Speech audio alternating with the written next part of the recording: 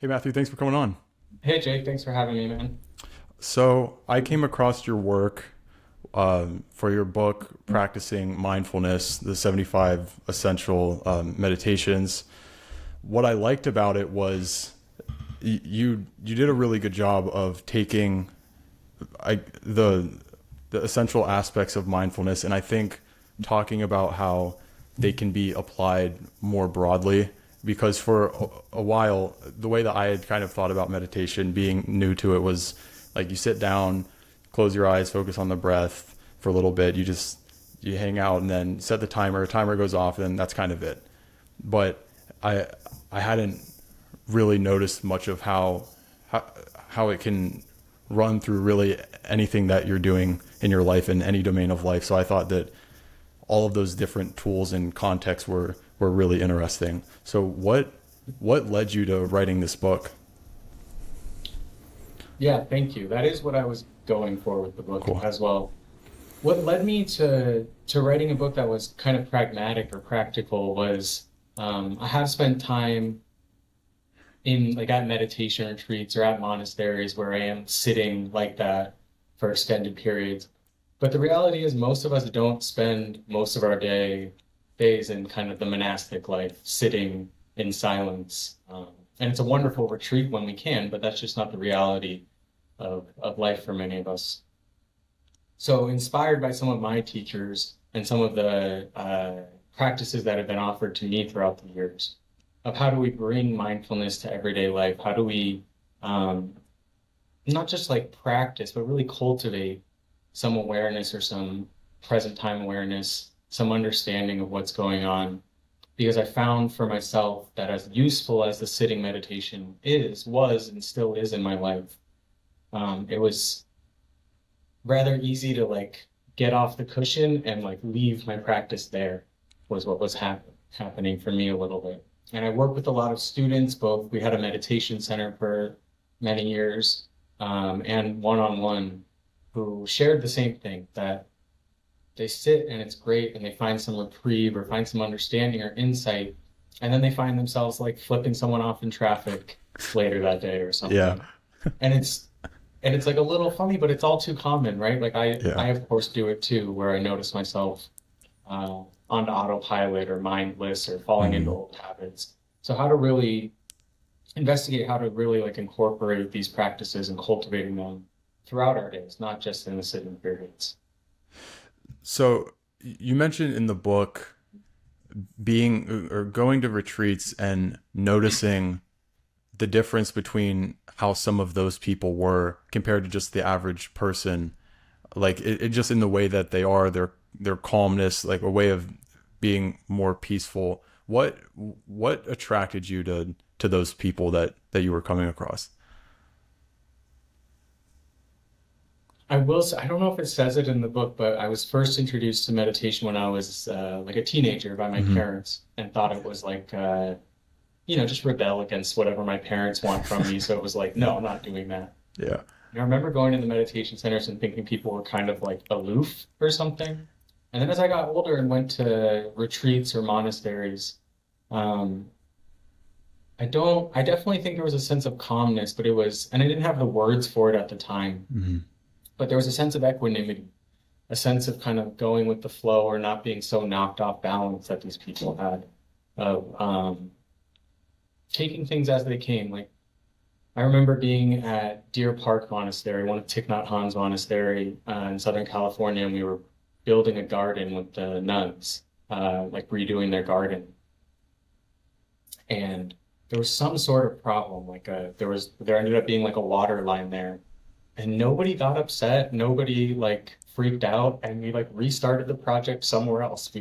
It took days, we like refilled it back in and moved the garden, but nobody was frantic, nobody was Yeah. upset, nobody blamed, no one looked for anyone to blame. It was kind of just, okay, well, what do we do now? And it was this sense of, yeah, not being knocked off balance by life.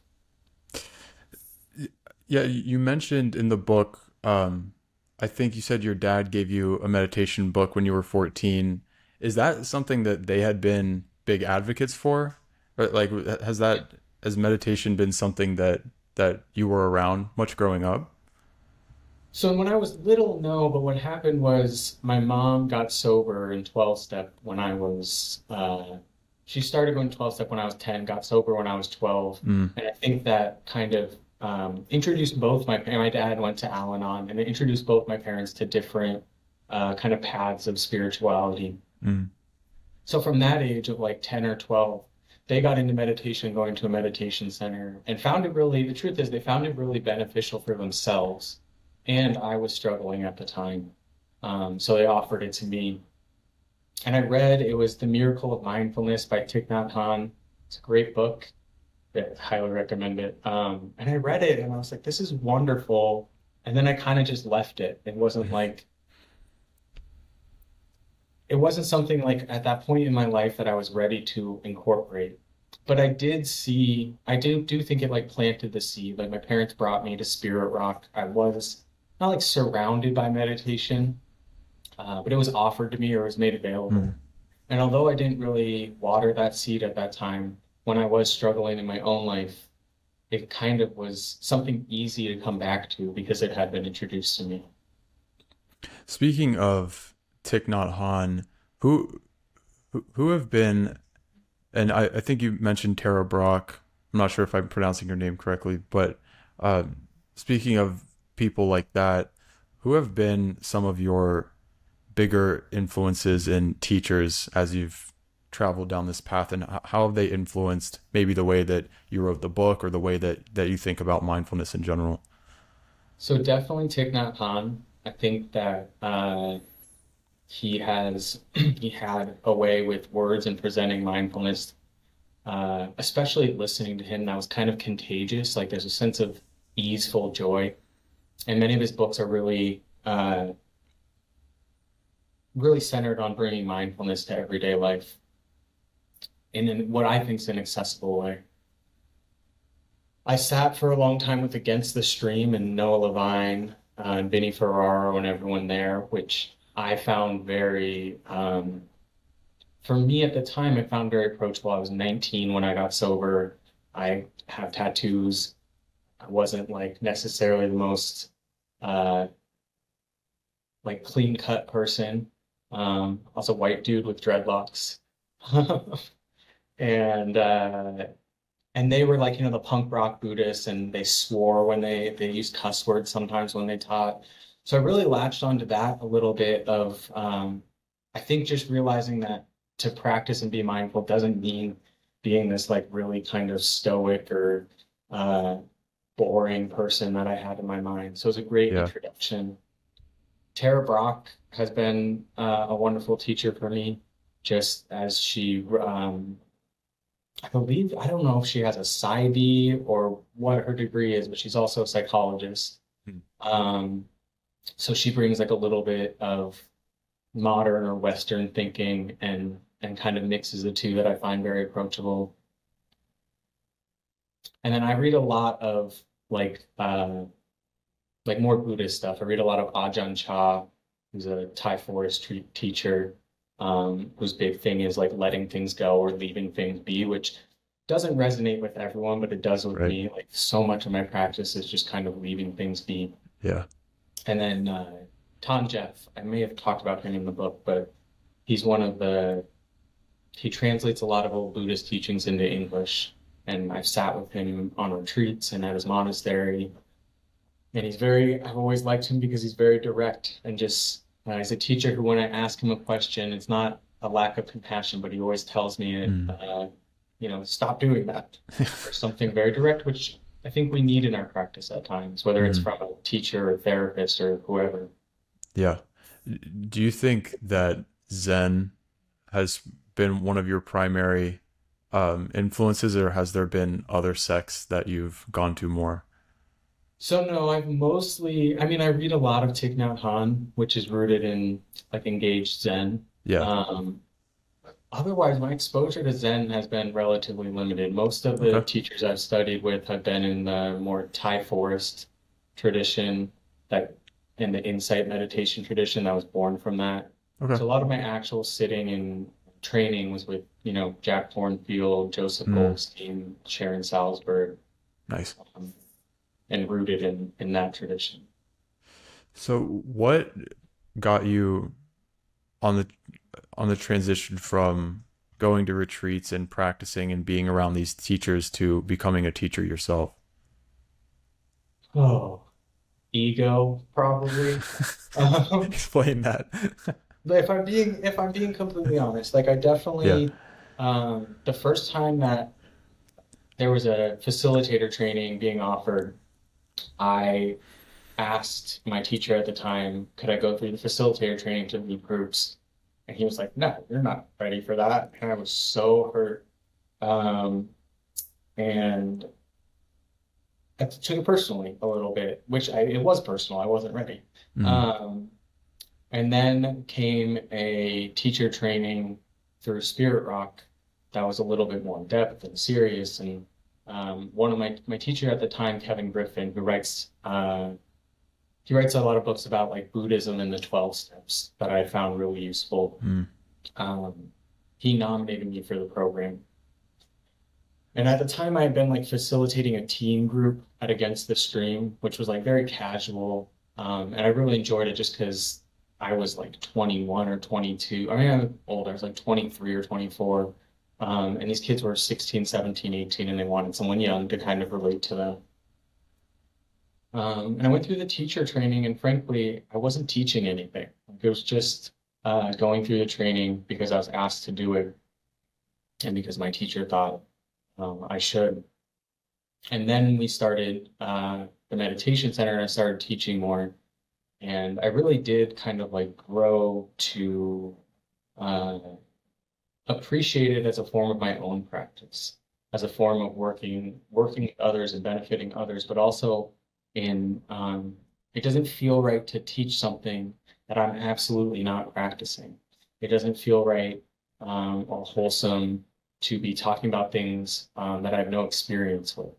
So it really helped me investigate my own practice and my practice in speaking to others and listening to others and Mm. working with others. It was almost uh, like a whole new dynamic and a whole new way to practice that I hadn't investigated. So the retreat that you mentioned or the center that you mentioned, is that One Mind Dharma? So yes, we had the Okay. One Mind Dharma Center in Northern California in Sonoma Okay. County for 4 years.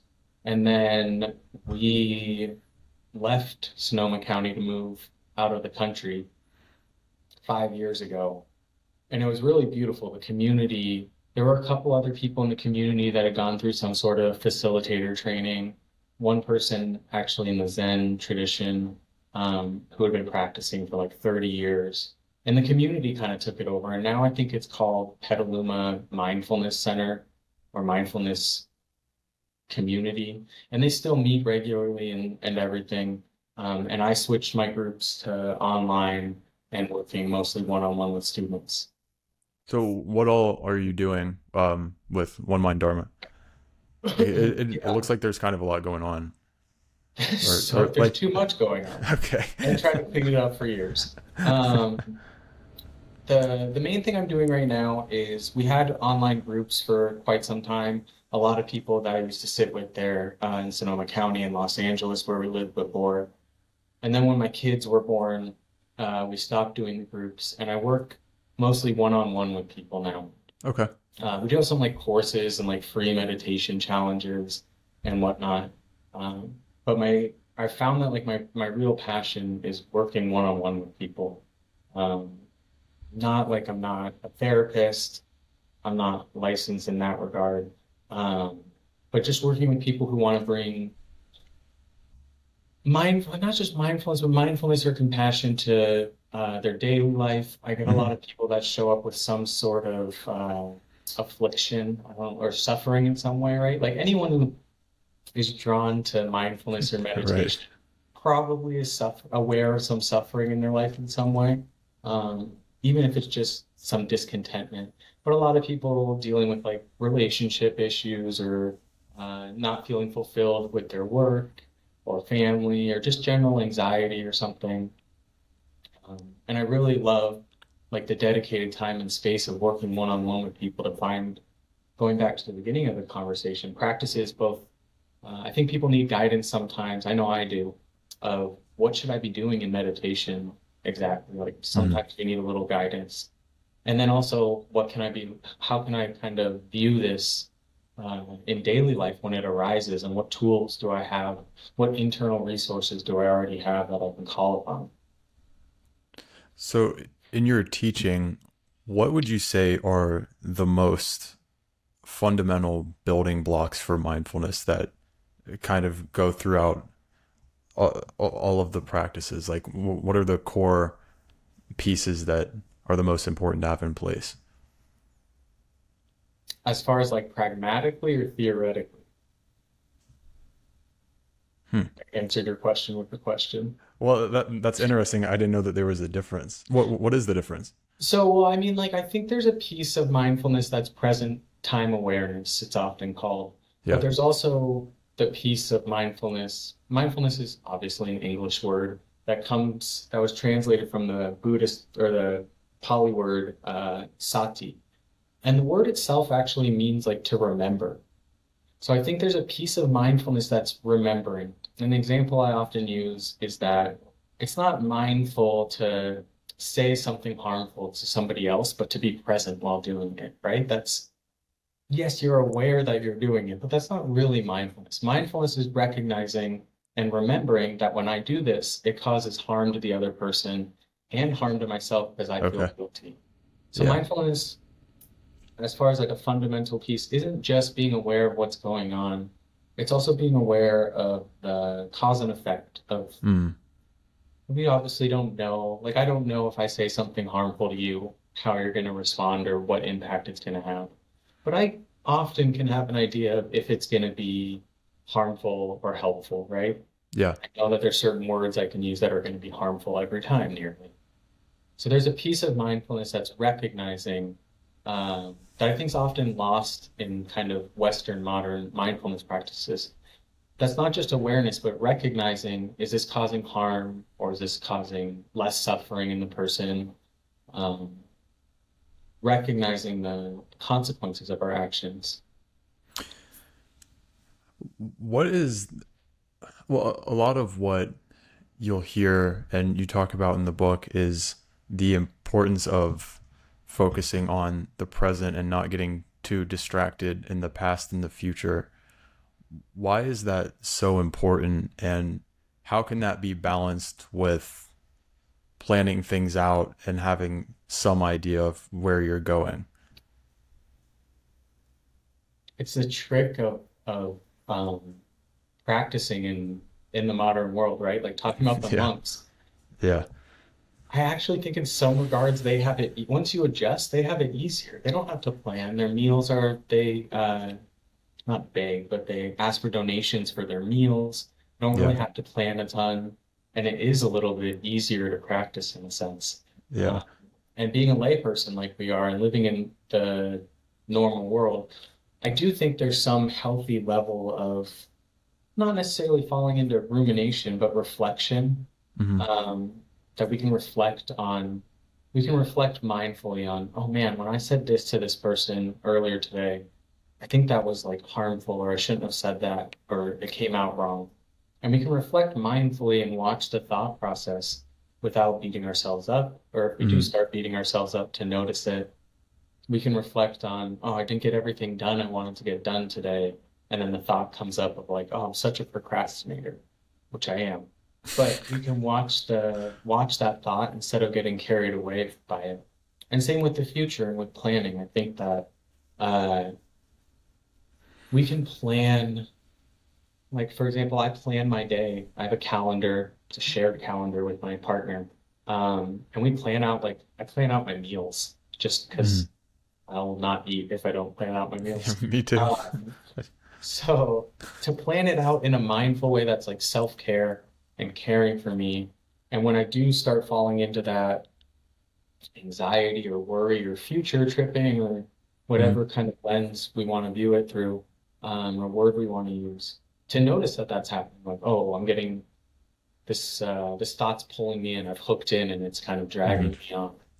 So I actually think there's a way to both reflect on the past, plan for the future, um, and notice it. Even with something like anxiety about the future, to notice this is anxiety. I'm not gonna outthink this, but here goes my thoughts. I'm like hooking in. It's Mm-hmm. causing me some suffering. That's mindfulness right there. Mm-hmm.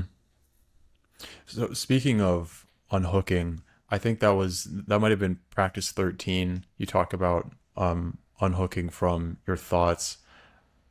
How can I guess how can I'm that fact checking you. what okay is that right? I opened the book to check because you know it better than I Is that right? do. It is right. Yeah. Okay, cool.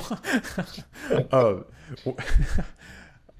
how can we I think that's a critical part of just not getting wound up and being fragmented in your mind, which kind of just leaves you like going nowhere by being spread thin. What are some of the best ways to effectively do that consistently? Yeah, it's a good question. It totally a little bit of a tangent, but it reminds That's me of when fine. I went to a meditation at one point. I think it might have been in 12 step. And the person leading said, like, close your eyes and clear your mind. I remember thinking, man, if I could clear my mind, I wouldn't need meditation. Yeah. It's not that simple. And unhooking, and I say that because unhooking from the thoughts is a similar, like, uh, it's similarly like optimistic or idealistic, I think sometimes. Not that it's not achievable, but um, we're not able to do it immediately all the time. I think for me and what I've noticed in my practice and in working with students, one big thing is noticing the kind of patterns or tendencies. Like I know for myself that I tend to get those kind of hooked into my thoughts or get rolling. Like for example, when I'm frustrated with my children, I love them. They're toddlers. Uh, and sometimes when I'm like frustrated, I need a break. I notice like I hook into every thought of like, I shouldn't need a break. I should be with them. Mm. This isn't like what a good parent or whatever. Just the mind goes. And I know that that's a spot just over the years where my mind hooks in really easily and really deep. So just by knowing ourselves and observing it, we can get to know those points where the mind hooks in and kind of show up a little bit more prepared in a sense. So for me, when I notice those thoughts happening around like being frustrated with my kids, I kind of know somewhere in me like, oh, this is a spot where I get hooked in really easily. And it almost gives me a little bit more of that gap to unhook Mm. just by recognizing it. And that comes from just noticing it happening. And that was something that took me so long, so long, like so many years of practice to really understand Yeah. that there's like an aspect, and I know this word sometimes has different connotations, but there's like an aspect of faith or trust a little bit that I had so many teachers tell me, like, just bring awareness to when the mind's hooking in and see if you can just leave it be and let the thought keep floating. And if you can't, Yeah. notice that you can't and it's difficult and just keep doing that. You don't need to push them away. Just if you're hooked in, then you're hooked in and there are going to be times where we can't unhook, Yeah. right? Like severe moments of anxiety, or perhaps someone has some trauma, um, regardless of how large or small the trauma seems. And I think that just by recognizing that kind of process of hooking in so many times over the years, what happens is we get less reactive towards it. We notice it happening more quickly, and we have a little bit more of a say in how we respond to it. At the very least, not feeding it. Yeah. For for trauma, one of the things I thought was interesting was the "where are my feet" technique. Is that I hadn't heard of that one before. Is that related to unhooking, or is that separate? Why is that specifically helpful for trauma? So when I was going through teacher training, I totally forget who brought that to us. It might have been Tara Brock. It was someone else. Probably put their name in the book and I'm forgetting right now.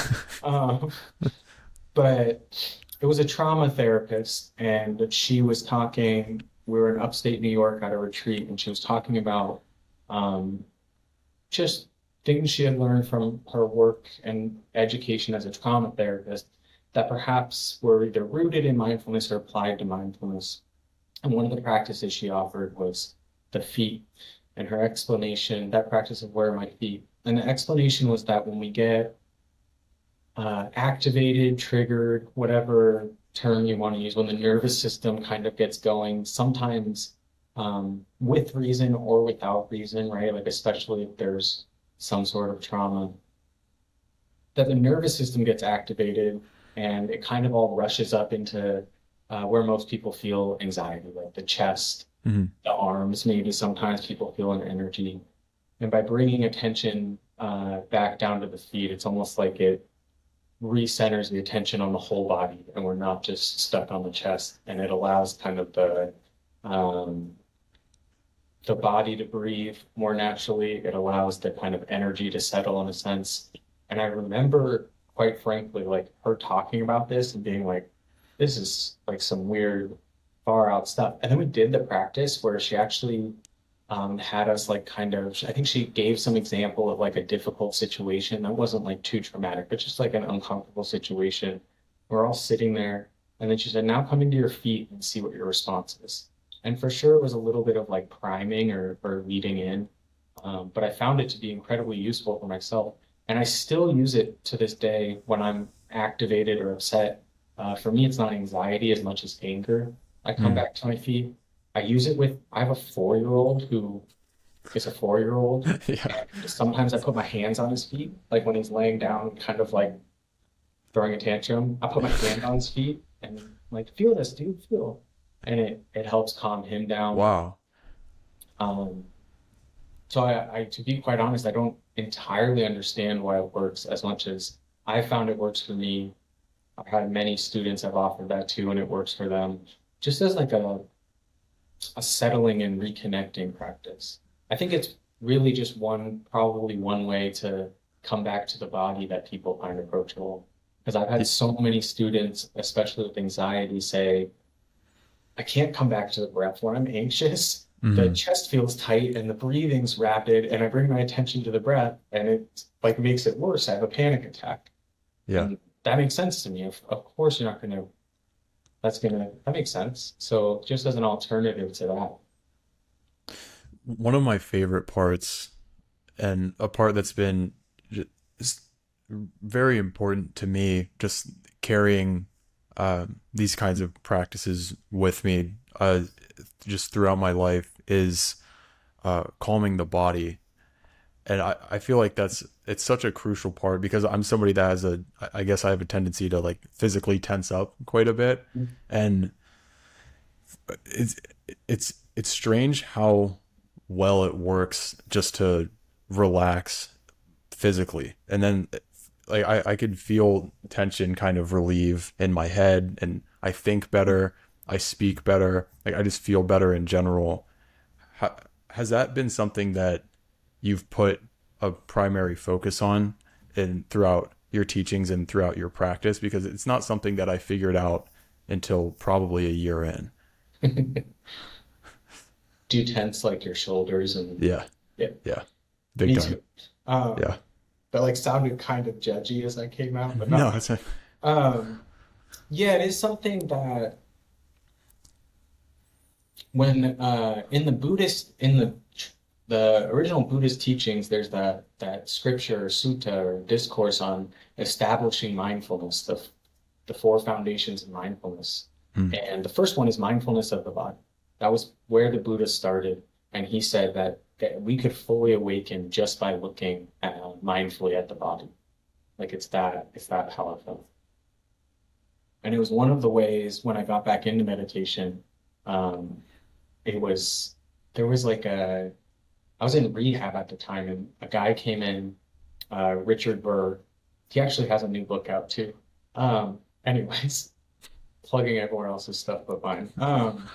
But he did like it was in secular meditation, like non-religious, and he did a lot of like body scans mm, and stuff like that. And I found it personally, I found it like super accessible was part of why it appealed to me. It wasn't even as much of like the benefits that you're talking about, which are real and true, and I found, but at the very beginning, I just found it accessible.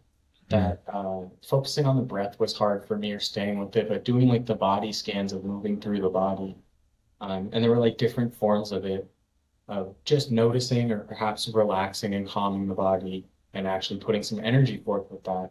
I just found it something that like I can feel my body. Like as I'm sitting here right now, I can feel the shirt on my body. I can feel the posture of my body. I can, like it's just super accessible.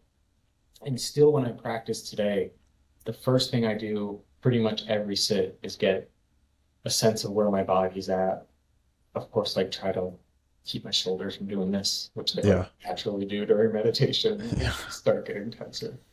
But like I always start with my body because I think that you always hear that like the mind body connection. Mm.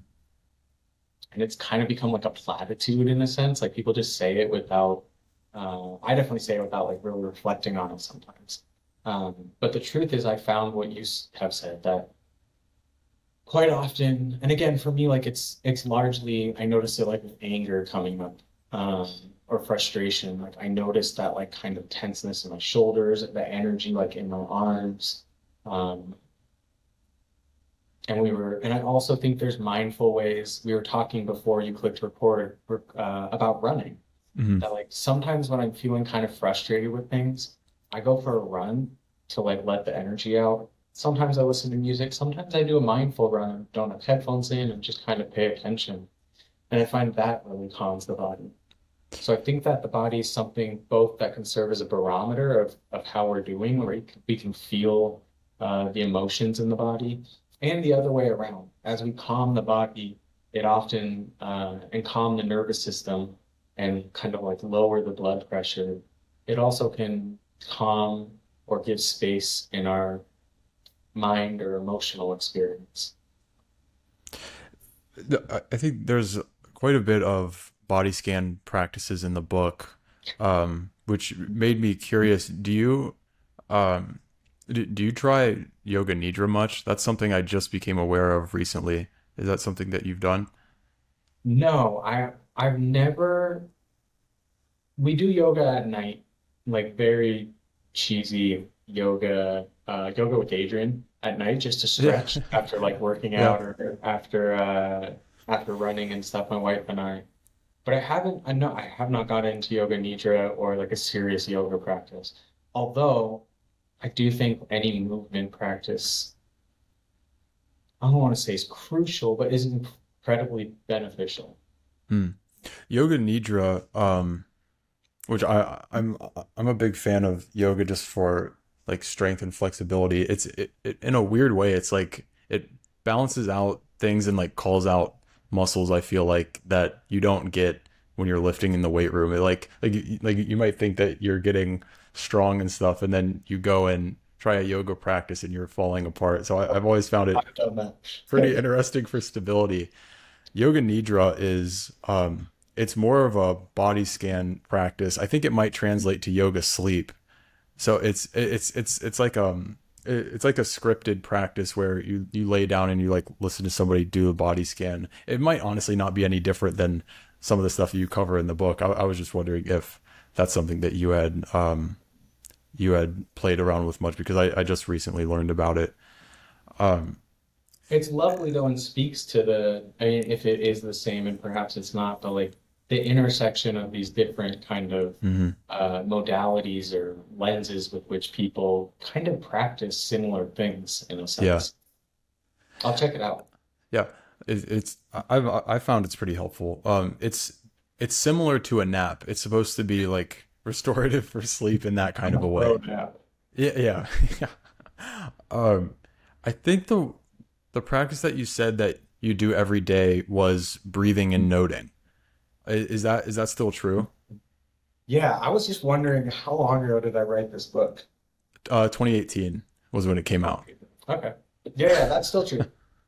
Could you explain that one and just kind of go through the steps? Because I think there's several pieces, So if I I remember don't know quickly. what I was doing when I wrote this book, but I can tell you what what I do now, Okay.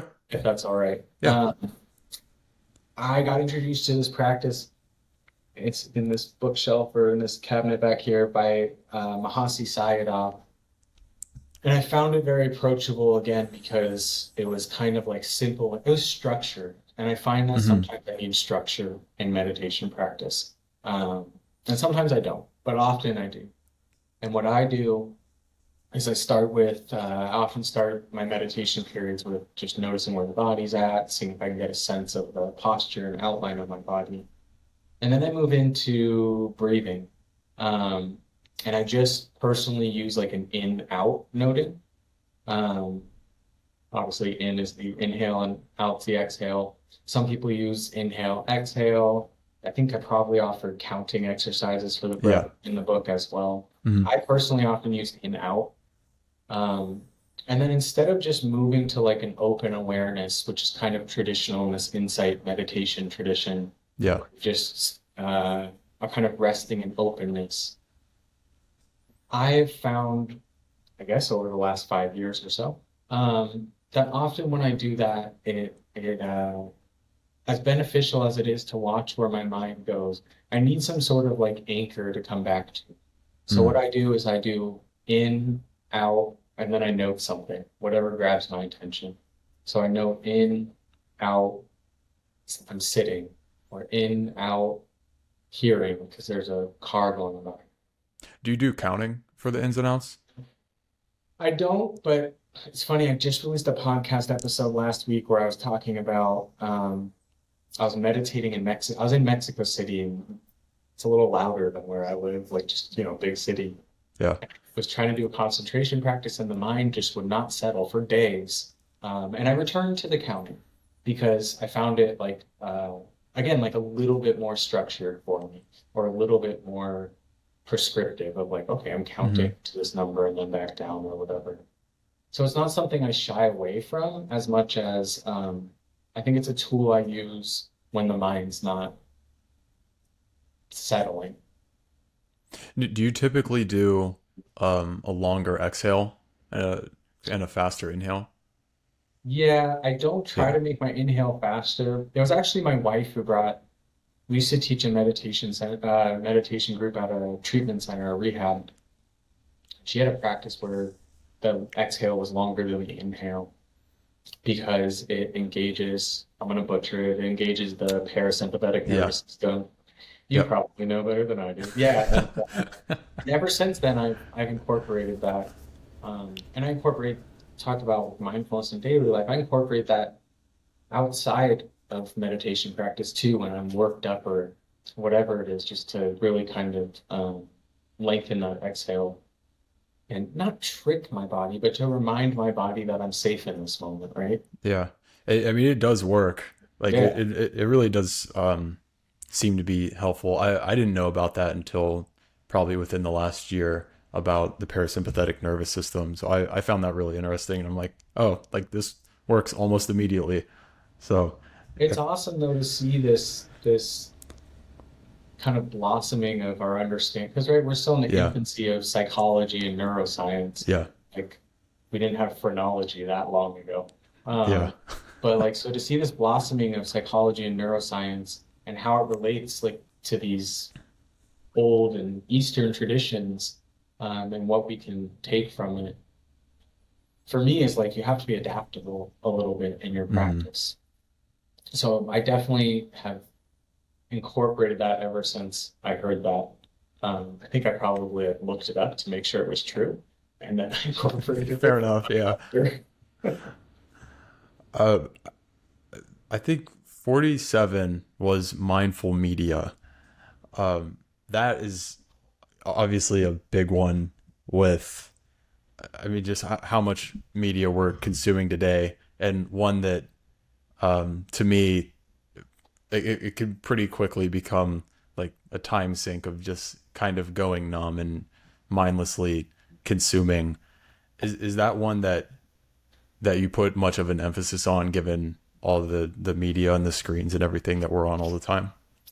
Yeah, and I mean that one comes directly from a Thich Nhat Hanh book or teaching where he talks about just being mindful. I think it was actually in like a mindful eating section where it's like, Mm, don't makes be sense. mindful of what you just eat with your mouth. Be mindful of what you eat with your eyes and Yeah. ears. He phrased it way better than that because he's quite more eloquent than I am. But um, and I remember reading that and thinking like, yeah, of course, like that makes sense.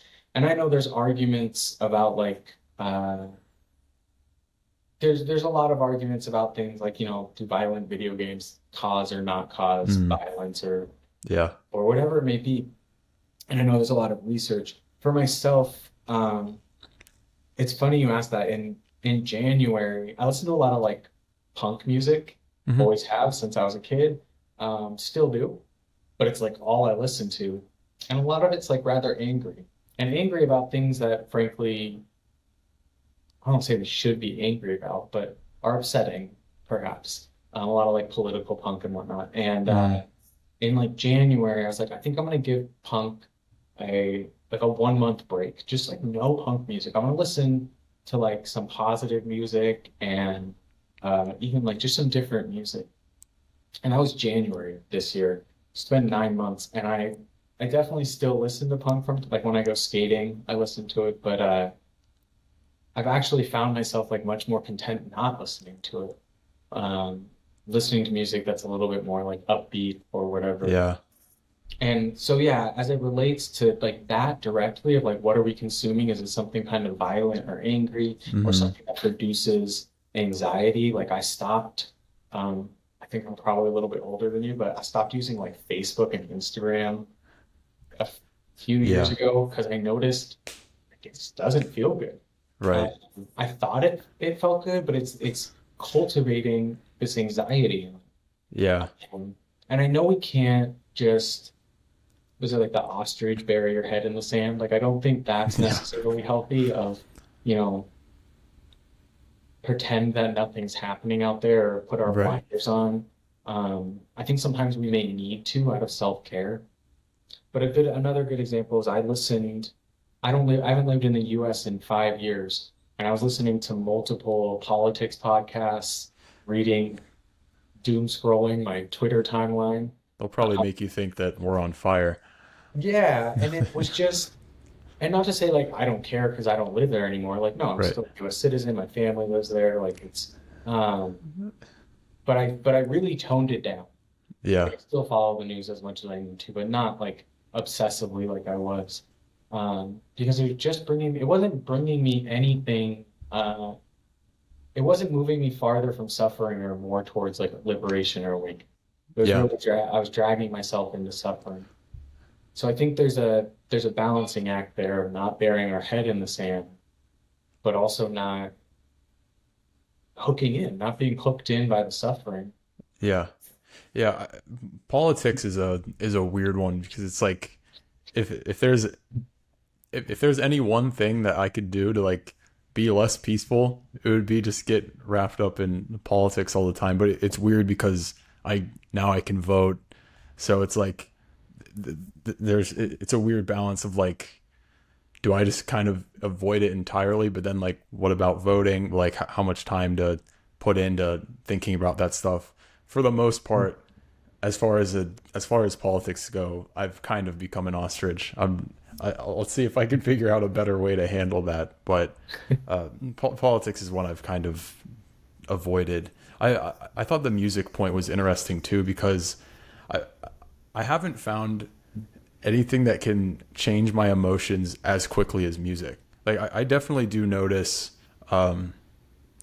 like whatever kind of music I'm listening to very much will influence the way that I feel like pretty quickly.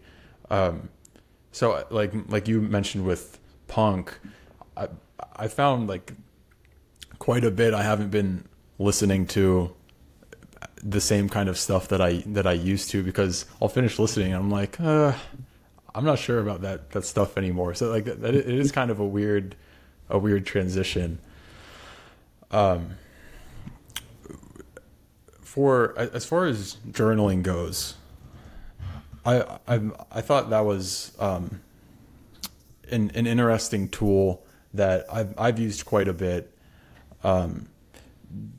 Do you find that I think one of the parts was about picking, like clarifying emotions more. It might have been called "What is this emotion?" And in journaling, is that right? I believe you at this point.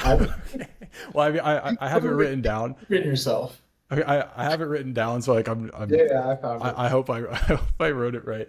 Um, is that, do you like, if you have an emotion that you're dealing with, w- would you go more towards trying to pinpoint it with a more of an active form of meditation like journaling, or would you go towards something like a seated meditation or a body scan or something like that? Like if you're feeling uncomfortable, what is kind of the first way that you would go about addressing that? Yeah, so I'll be honest, it's not this practice. I wouldn't do that. That was something I think I offered for more for people like new to practice, Okay. of really identifying the emotion. For me, what I do is when I'm having like a strong emotional experience, like unidentified emotion thus far, right? But I'm having like that discomfort or dis-ease. Um, I will often either say out loud to like my wife or someone, or just in my head, like, "Oh, this sucks." Not the most like spiritual or enlightened mantra in the world. This sucks. It's like the most crude way to put it. But I think a real act of like mindfulness and compassion, right? Of like, not like, "Oh, I don't want to feel like this," but just noticing, Yeah. "Oh, like this sucks. I don't like this." Yeah. And I think just by doing that, I'm noticing it's unpleasant. There's an experience happening. It's unpleasant, and I have some like aversion to it, right? Like Yeah. I'm pushing it away a little bit. And then often what I do, before I really, depending on if it's a strong emotional experience, what I often do is put some space there first.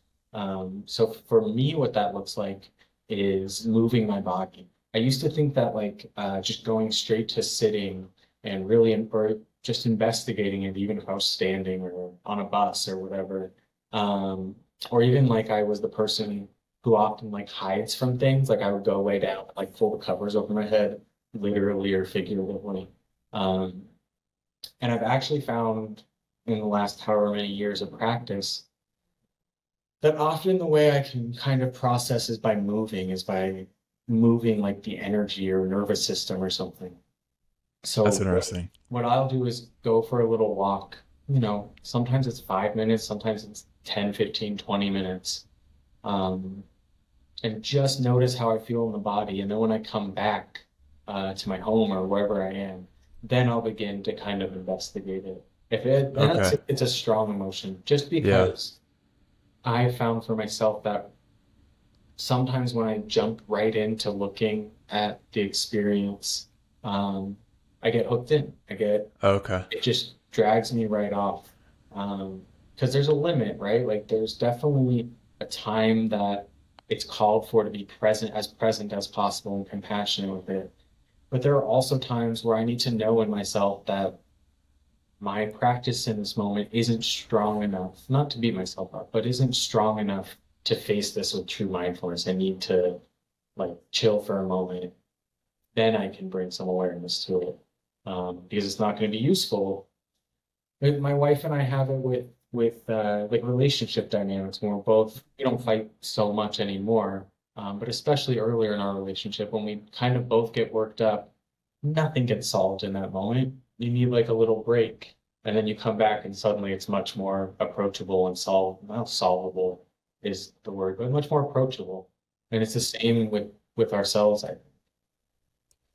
Do you find that by just kind of giving it some room and giving, I guess, those feelings some space, do you find that sometimes you're able to just recognize that something's not even really like worth addressing, and you can kind of just drop it before going into more of an active problem solving mode? Because I find that sometimes where it's like I can journal about something and try to work through it, and then 15 minutes later I'm like, wait, this isn't even like I could have just dropped this 15 minutes ago. Like this isn't even worth like All the paying so much time. attention to. Yeah. Absolutely. I mean, just I have that mind that goes to, if I leave it unchecked, it's like, my wife calls me dramatic. I'll put it that way. And it's not, and I'm not arguing.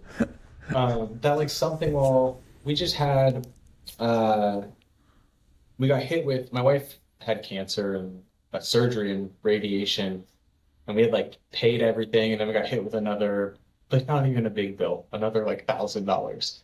Um, so like could have been much worse. And Mm. I found my mind going to like, oh no, like just so many things. And we need to take more money out of savings and blah, blah, blah. I was like all worked up. And then I just went to sleep, was the honest truth. Thinking about like phrase sleep on it. And I woke up in the Yeah. morning and I was like, oh, that's what our savings are for, right? Like there's nothing to freak out about. Like Yeah. we're in a very privileged position where we're financially stable now, like, but my mind went to like just these kind of, oh, do I need to like find more work or like what do we need to save more? And it's like, we're fine just by Yeah. sleeping on it and giving it space. Because I think that my experience is what happens is in my body and mind is I have the thought, it kind of like triggers the body, right? Like the breath definitely, my out breath is not longer than my in breath. I begin kind of like not hyperventilating, but breathing a little more quickly. The heart races a little more quickly. The nervous system gets activated. It Mm. makes the thoughts go faster. The thoughts going faster make the body go harder, and it kind of snowballs. Yeah. And unpleasant and as unpleasant as that is, and as much suffering as that leads to, I think it's also like the other side of the coin is we can do the exact opposite. That by lengthening the breath, by relaxing the body, by not necessarily engaging with the thoughts which are feeding the body, we can kind of snowball it back in the other direction and give it that space of like, because then when we Yeah. calm down, um, we see a little more clearly. Yeah. So the last practice is letting go of fixing. Um, is is what you just mentioned, is that attached to that idea and the way that you go about problem solving from a more mindful perspective, instead of like letting all of the chatter just kind of start to interfere, and then your mind just gets cluttered and you don't really like, you're just overwhelmed with thoughts? Is letting go of fixing, like, is that a way that you're able to, I guess, simplify to like a more clear and basic solution and keep out the chatter that doesn't seem to be as helpful? Yeah, I think it goes a little bit back to the being a lay person things. Like there are things we are going to need to fix or address, right? Like personally, whatever it is, like the car breaks down, we need to fix it. We can't just Yeah. like meditate on it and the car is fixed. Yeah. Um, so I think it offers a little bit of trickiness there. Um, for me, what I found is kind of two things to answer your question. One is yes, absolutely. Like to how do we, the question for me in my practice has been how do I address this in a way that is mindful, compassionate, and productive? Because so often of the times when I'm experiencing some level of anxiety or that rumination, maybe it's the past where it's like we can't fix it, it already happened. Um, or we can't change what had happened. Um, that it's just completely, it can be completely useless at times, right? Like I'm not going Yeah. to worry myself out of this problem, or I'm not going to worry myself into a different past that didn't happen. Yeah. So I definitely think by like almost like trimming the fat in a sense, Right. Yeah. we can kind of like trim out the stuff we don't need. I Yeah. also think the other piece of it is that for myself, and I notice it with a lot of my students, um, the oops, sorry, It's the okay. fixing mind is almost like the opposite of compassion in a Yeah. sense. That there's this aspect of compassion that's being with the suffering or discomfort without aversion or pushing it away too hard. or pushing it away, really. And often when I notice this fixating mind that we're talking about coming up, that's often like a little frantic at times.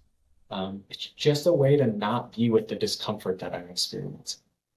I just mentioning my wife having, she had like she had a 28 centimeter tumor, like a 12-inch tumor removed from her, and radiation, and she's fine now.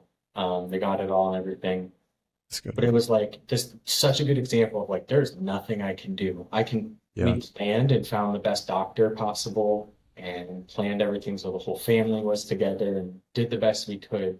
But when she was sitting there in surgery and it was like a 4-hour surgery, I was sitting in a hospital room. There's nothing I can do. I'm not gonna Yeah. worry myself into her surgery going well, Yeah. right? Like, it's completely useless. And useless in the sense of like not productive. Uh, Yeah. Not useless in the sense of just like it's kind of a harsh word. And at the same time, this in that case, the desire to fix it was really more born out of a desire to not be with how I felt, which was scared, Mhm. right? It was it's a tumor in her leg. It wasn't like inner internal. Everything went fine, but it's still scary.